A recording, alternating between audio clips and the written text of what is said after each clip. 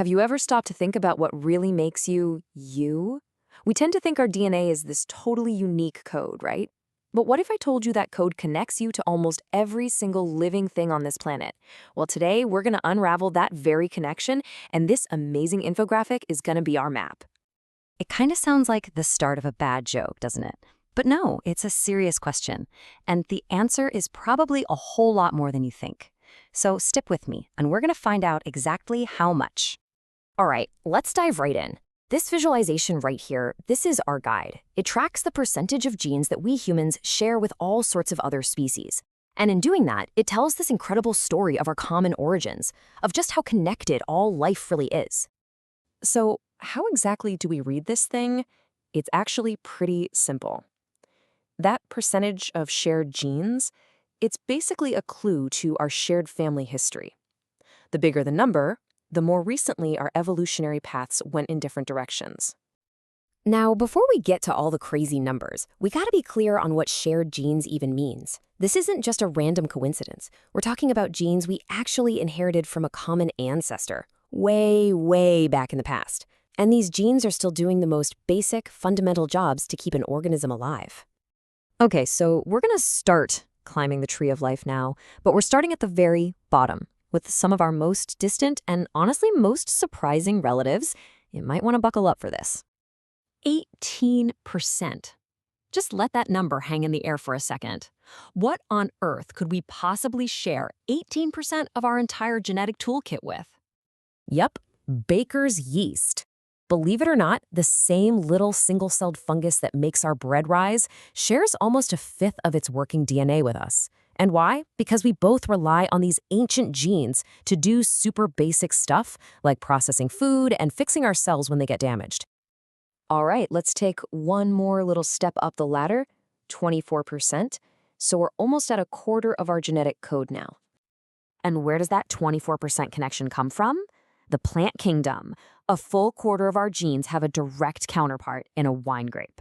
Again, these are those ancient, super important genes that manage the absolute basics of complex life. You see, the key thing to get here is that this shared DNA is like a basic toolkit that evolution has been using and reusing for hundreds of millions of years.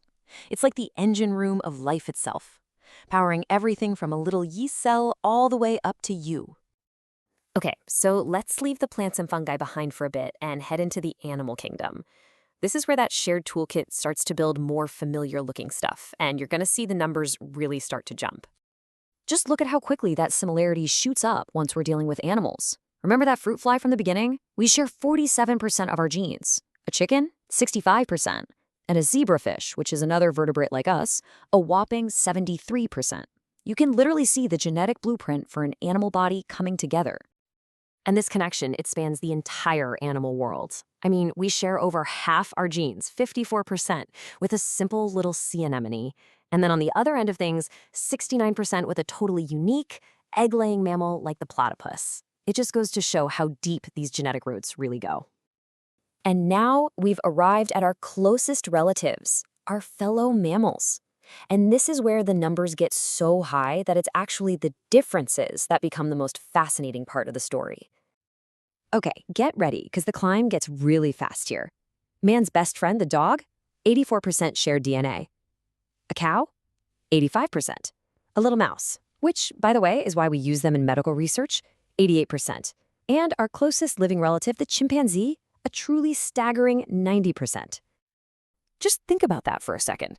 All the art, the science, the language, all of civilization, everything we think of as human is packed into that little 10% sliver of genetic difference.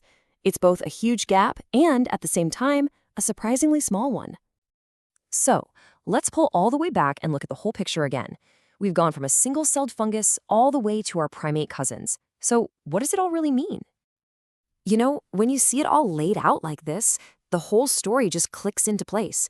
From 18% with yeast all the way up to 90% with a chimp, it's clear our DNA isn't some standalone document. It's just a chapter in the much, much larger book of life on this planet. And really, the big takeaway here is that our genetic code is less like a one-of-a-kind blueprint and much more like a beautiful tapestry. It's woven together from these ancient threads that we share with grapes and fish and mice, all coming together to create the pattern that is, for now, uniquely human. And that leaves us with this one last, really profound question to think about. If we're built from the exact same fundamental parts as all the life around us, what does that really say about our connection to it, about our responsibility for it? What does it truly mean to be part of this incredible shared legacy?